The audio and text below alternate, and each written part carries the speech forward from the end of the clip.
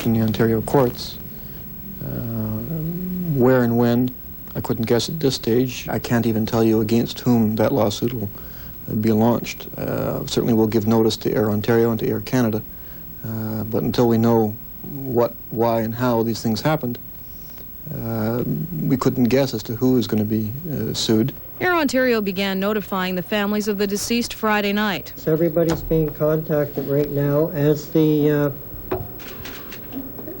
relatives of the people on the airplane are contacting London and leaving a contact for us to get back to them. They say they now have a list of all of the people killed in the crash, but they won't release it. They're waiting until Monday, when the bodies of those taken from the plane will be shipped to Toronto for full identification.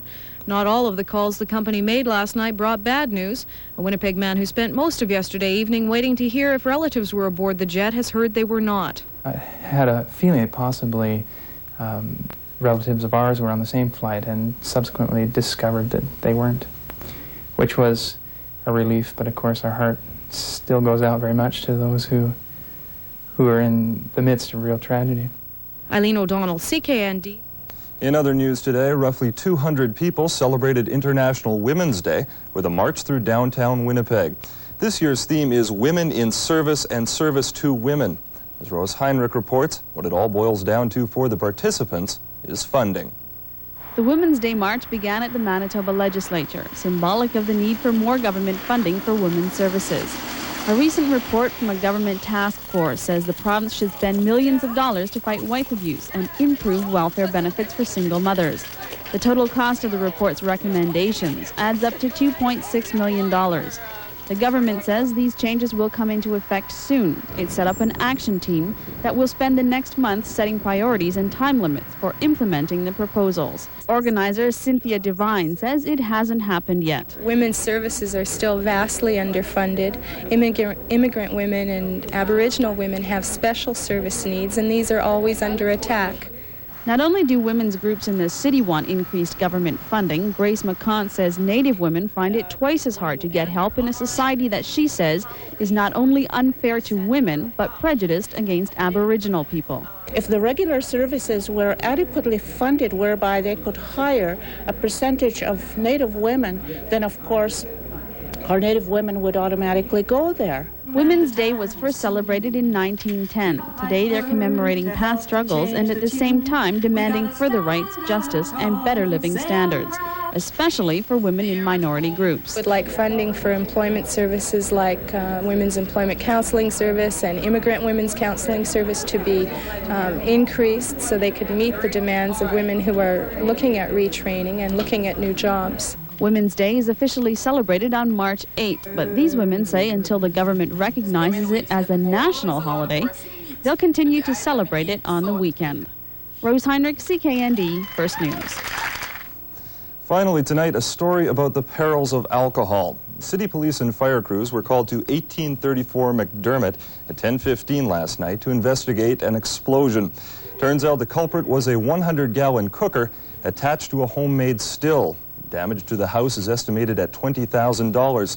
The 52-year-old man has been turned over to the RCMP. Charges are pending. I guess that's what you'd call entrepreneurial spirits. Don't phone in, we know it was horrible. In sports, coming up next, the battle for Alberta in the NHL. Don Marks will have the highlights right after this.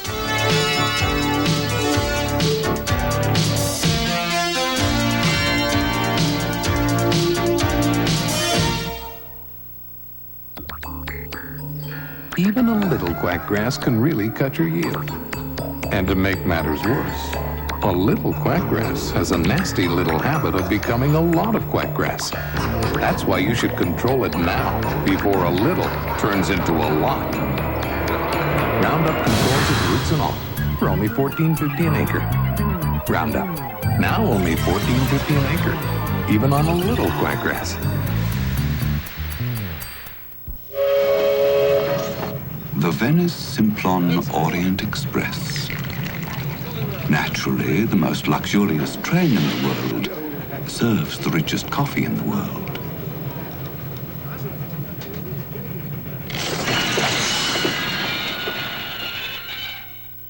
Oh, c'est impossible! Pas de crevettes de Colombie! Vite, vite, retournez à Paris! 100% Colombian coffee, handpicked by Juan Valdez. Back home in the Caribbean, I used to go to the market every day after school to visit Auntie. Must be Patsy. Hi! She taught me I was special, but she didn't think she was. So I have to keep telling her. Hello? Patsy! A direct dial call to the Caribbean costs so little, yet it means so much. Hi everyone, another busy Saturday in the NHL. 8 games, including another battle for Alberta. The Calgary Flames were up in Edmonton this time. The Oilers and the Flames battling to a 5-all tie. Here are the highlights. Just 12 seconds into the game, Craig McTavish busts in, fakes the pass, slaps one past Mike Vernon. The Flames battle back to even, play starting with a wrist shot from the point by Dana Merzen. Lanny McDonald was in the box to deflect it, knotting the score at 1 apiece. The Oilers would again take the lead later in the opening period. Yari Curry will grab a loose puck and outweight Vernon's outstretched leg. They headed into the second with Edmonton leading 2-1. They exchanged goals there, but we'll show you another side of the battle for Alberta. Kelly Buchberger winning this little war with Rob Ramage. With a half minute left in the period, Merzen rather nonchalantly handling a rebound off the boards. Can't do that around Curry. 4-2 Edmonton heading into the final 20 minutes. Randy Gregg gives Merzen's giveaway back early in the third. Hokenlube says thank you, and Grant Fuhrer remembers Steve Smith. 4-3, they went to 5-4. Asa Taken and Talkin. Joel Otto paying attention to the task at hand. Won the draw, and Jim Poplinski tied the score at 5. They dropped the puck at center ice and dropped the gloves. They did both frequently in that third period. Look who's in the middle of it all, and we can smell the postseason in the air. They'll have more than 5 minutes of overtime to break a deadlock like this one. They couldn't break the 5-all tie in overtime tonight. A lot of divisional matchups on the slate with the playoffs in sight. Detroit gave Toronto's playoff hopes a boost. In the Norris division, the Wings losing to the Leafs 5-3. Same score, 5-3, as Hartford allowed Montreal to move 2 up on Calgary in the battle for overall top spot in the NHL. In St. Louis, it's Minnesota trailing. The Blues 1-0 in the third period of play. The New York Islanders got by the New Jersey Devils 3-2 in OT. The New York Rangers were doubled up by the Washington Capitals 4-2. The Caps now first in the Patrick division. And a pair of matinees. Former Jet Scott Arneal's second goal of the game lifted the Buffalo Sabres into a 6-all tie with the Boston Bruins. The only teams playing outside their divisions today, the Chicago Blackhawks in the Spectrum in Philadelphia to take on the Flyers. Not the most pleasant place to spend a Saturday afternoon. The Blackhawks got kicked 7-2.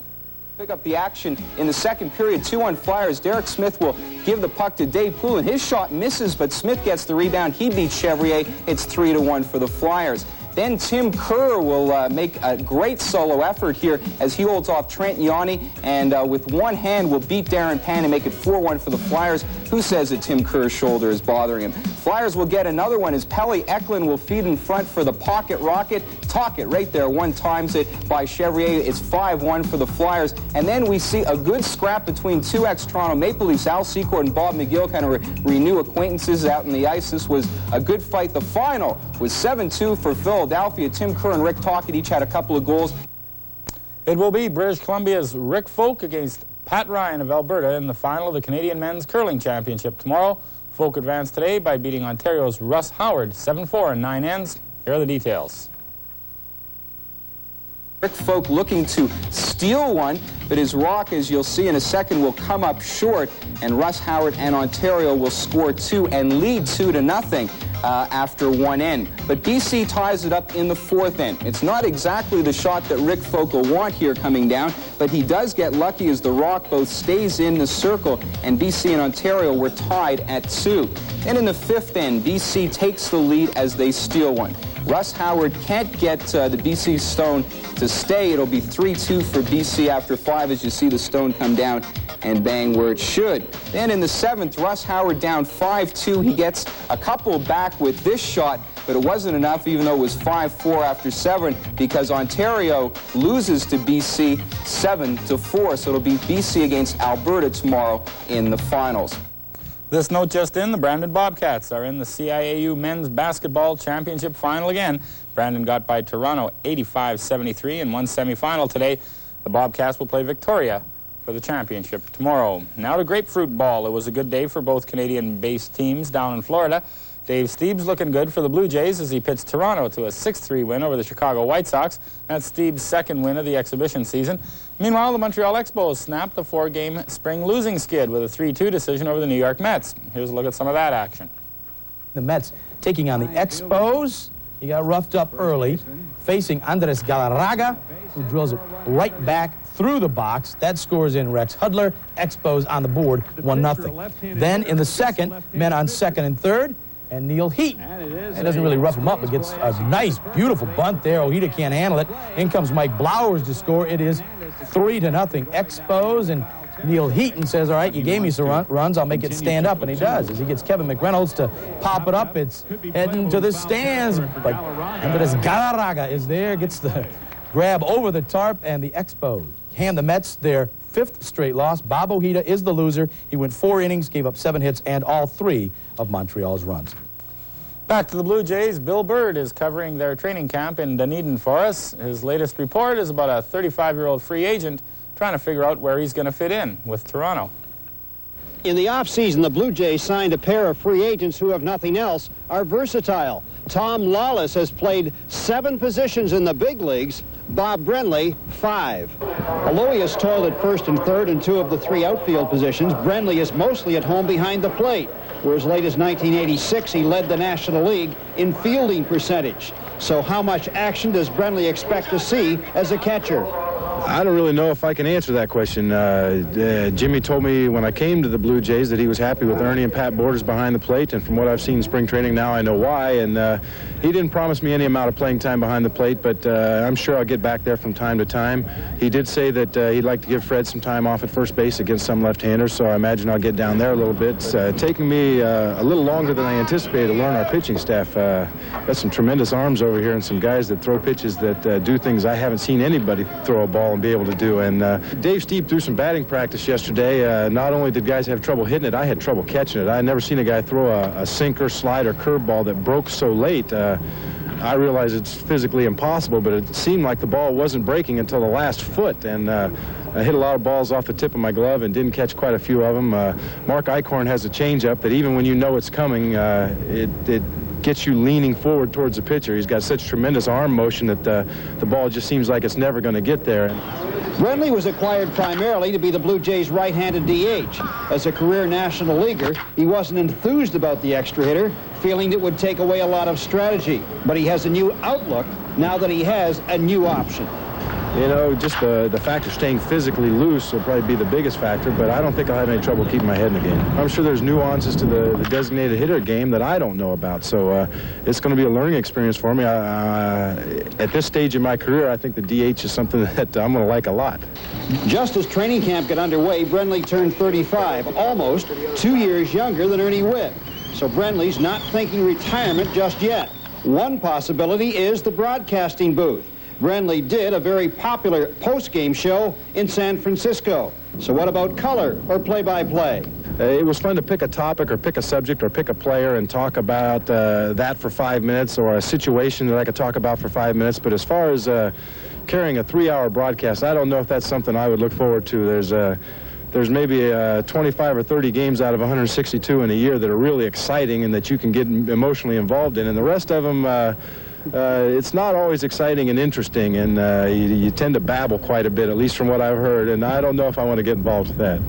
For now, the Blue Jays are happy Bob Brenly is involved with them. And Bill Bird found another new employee of the Jays. He's Sudden Sam McDowell, a former pitcher with the New York Mets. McDowell works on the sidelines now, trying to help the Blue Jays cope with off-the-field problems related to drugs and alcohol that would affect the Blue Jays' performance on the field. I'm basically here just as a small part of the entire picture of trying to help the ball players any way I can. Now you're talking about players who obviously need help and maybe some who obviously don't need help. Some may need help, some may not need help. In other situations, individuals may just want to enhance what they already are doing or what they already have. For instance, in the sports psychology area, we help individuals build self-confidence, relaxation, stress management, problem-solving skills for the athlete that's out on that field. So you might say we run a complete gambit of trying to help a ball player any way we can. Drug and alcohol abuse is definitely the high-profile side of your program. Is it also a large part of the program? Quite frankly, ours is the only one that has what's called a broad brush program. That is, we're here to help the ball player with any problem, not just drug and alcohol abuse. But yes, if there is a problem that may show up in the future someday, we have systems and specialists put in place that can help immediately. Now, you can obviously see the problems before a lot of people can. Well, hopefully. That's what I'm trained in doing. But also, we train all the ball players, the coaches, the managers, all at the same time on what are the signs, what are the problems that can come up, and how we go about helping the different ball players, so there's no surprises. I think from my being a former ball player, that's the one thing that I hated, was when there were surprises that came about and we're not prepared for them. Here with Toronto, we're prepared for any problem that could exist. You had an alcohol problem when you were playing baseball. Yes. I got thrown out of baseball in 1975. How bad was your alcohol problem? Well, I'm told it was probably one of the worst alcohol problems I ever saw in the history of baseball, and that comes from some of the old-timers that have been around 40, 50, 60 years, and I really don't know how to judge it. I just know it almost killed me. Take us through, for instance, if a player has a drug or alcohol problem, what do you do? Can you just give us some examples? Well, first of all, I'm of the belief that no individual can tell up front if an individual has an alcohol or drug problem. There are specific signs that we chart, and we follow the player along. And after a period of time, the first thing that I do is, in private and confidentially, the team will never find out about it. Management will never find out about it. That's why I'm an independent contractor and not an employee of the team. I will confront the ball player and give him the information that I have, the specifics, the dates, the times, and what have you, and then let him take care of the situation, because in most cases, it may just be your responsibility. I know that over the wintertime, there were 2 ball players that chose to feel that they wanted to mention it to the news media about the help that I had given to them last year. And I'm sorry, but I've got a strict rule with the ball players, and it kind of bothered me, because my feeling is that I don't do the work. They do the work. I'm only here to help. I'm just a very, very small part of the whole picture. No time for our usual wrestling highlights, but we'll have lots of that following Colin Friesen's weather story. He'll be back with that right after these important messages.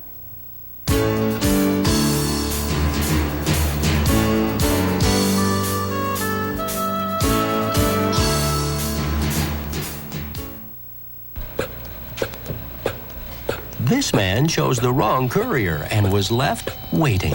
Why blow it? Only Purolator offers the quicker sticker for guaranteed delivery by 10:30 the next business day. Purolator Courier. Think fast. Winnipeg's newest Dodge Chrysler dealer will be closing their doors this Friday. But on Saturday, Royal Dodge Chrysler will be open 12 hours only for the Mega Blitz, Winnipeg's greatest automotive sell-off ever. All prices will be slashed and clearly marked on every vehicle. Save thousands of dollars on all new and used vehicles in stock. Cars, trucks, and vans. Everything must go. Mega Blitz, 12 hours only this Saturday, 8 a.m. to 8 p.m. at Randy Gautier's. Royal Dodge Chrysler, formerly Transcona Dodge, 1375 Regent Avenue West. A new home or an older home? Which is the better buy? New homes are energy efficient. Older homes? New homes offer designs that meet your particular needs. Older homes? New homes are built with today's long life materials. Older homes? New homes built by Manitoba Home Builder members come with built-in warranty protection. Older homes? When you stack it all up, there's only one true long-term value. Manitoba Home Builder. There's never been a better time to buy. Lots of wild oats. Green foxtail again. And wild buckwheat. Even cow cockle. Gonna need Hoe Grass II this year. Can't afford to take a chance on anything else. Hoe Grass II from Herbst controls 21 grassy and broadleaf weeds. One pail, one pass, one smart investment. This lady chose the wrong courier and was left waiting. Why face delays? Purolator has customer service centers across the country for quick parcel drop-offs. Purolator Courier. Think fast. And one late story that we couldn't work into our main news package. The Manitoba government has unloaded what it has described as a white elephant. Manfor, a Crown-owned lumber company, has been sold to a pulp and paper operation in Montreal. Premier Gary Filmon made the announcement today in the Paw on Swan River. Laurie McNaughton reports. Manitoba's Northern Forestry Company, Manfor, has swallowed in the neighborhood of $307 million since it was built in the mid-60s. It suffered record losses even after the government took it over in 1973. But this weekend, the government unloaded its deficit-plagued forestry company to Repap, a Montreal-based pulp and paper manufacturer and the third largest coated paper producer in the world. The sale will mean the preservation of 850 Manfor jobs and the creation of about 150 more in the PA. These permanent jobs, coupled with the spin-off benefits greater than those generated by the Limestone Project, will put northern Manitoba on a solid economic footing for the future. Repap has agreed to pay $132 million for Manfor. Of that amount, $10 million will be paid in cash, and the remainder is covered in a complicated financial arrangement involving preferred shares and loan guarantees. Repap has promised to spend $1 billion to convert the mill to a bleached softwood pulp operation over the next 7 years. The announcement brings relief to the cloud of instability workers at the plant have faced over the years. I think people can start to breathe again. There's a lot of tension that should be released. The sale of Manfor is not just a shot in the arm for the PA. Repap plans to build a new wood chipping facility, a maintenance center, and an administration facility in Swan River. Up to 250 of these new jobs will be right here in Swan River. For some of the 5,000 residents of Swan River, the deal has a downside. They were hoping for their own wafer board operation. It's not quite as much as we had hoped for and as far from what we expected, but it's what we're going to get. It will take 60 days for the deal to close, but most of those gathered in the town hall meeting Saturday say the real results will come in time. Lori McNaughton, CKND, First News. All right, taking a quick look at the Environment Canada forecast for the city of Winnipeg. Tonight will be cloudy with possible flurries, temperature near -14. Sunday, cloudy with flurries again, temperatures near -5. Outlook for Monday, cloudy with flurries, temperatures of -2. Currently in the city, it is cloudy, no flurries to speak of. Winds from the north at 26 kilometers an hour, relative humidity 73%. Wind chill is 1350, and our temperature is -6. And that is how we saw it on March 11th, 1989. Guess what's on next, Don? They're fighting over a woman, Hulk Hogan, fighting for the honor of Miss Elizabeth. Beauty. It's going to be fun. Stay tuned. The I know main we event. will. Wrestling. Yeah. Yeah.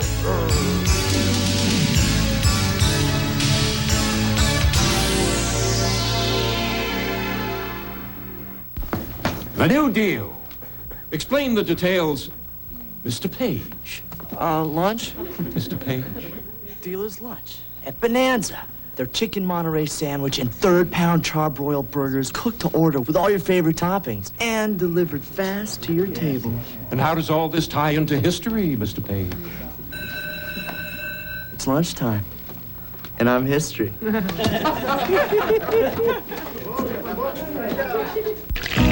Great meal, dear. Thanks, Dad. We're glad you two could make it. How about a fire? If it's not too much trouble. No trouble at all.